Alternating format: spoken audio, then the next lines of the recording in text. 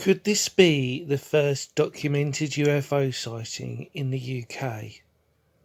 The First Lord of the Admiralty, Winston Churchill, at this time, 21st of November 1912, answered a question in the House of Commons, which constitutes the first official government statement recorded on the subject of unidentified flying objects. This concerned a matter that happened 5 weeks previous over Sheerness in Kent, which thereafter was known as the Sheerness Scare. The local newspaper headline was "The Nightmare." It was a very scary time for the local residents of Sheerness. There has never been an explanation for what happened over the town on the night of the 14th of October.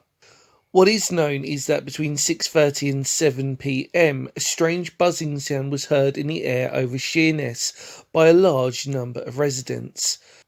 The area was used to sounds as the whole of the Isle of Sheppey was a pioneering testing ground for aircraft in the early days of flight. Flares were lit in Eastchurch 4 miles away to guide whatever it was there down to the ground, but nothing landed. The locals began to panic, thinking it might be a German Zeppelin airship. These airships were at the time in their infancy and as yet never been sighted over Britain. It was a subject and much feared rumour in the days of the increasing international tension. Questions were being asked in the House of Commons.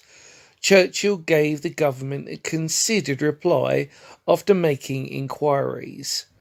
He recounted the facts that it was beyond doubt that many hundreds of Sheerness witnesses had heard the loud noises, but that no aircraft made a landing. There was no evidence to indicate the nationality of the aircraft, but it was confirmed that it was not one of ours. This was the official statement. On further investigation, it was established that no German craft had been in the area of the night of the 14th of October.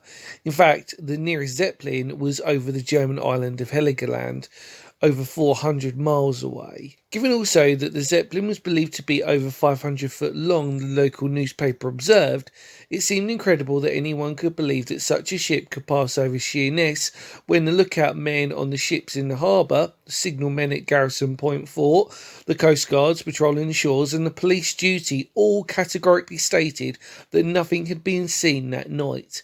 It was also made clear that no British aircraft on night flight from Eastchurch had been seen in the air on that evening. Unfortunately, little more is ever likely to be known about the strange incident.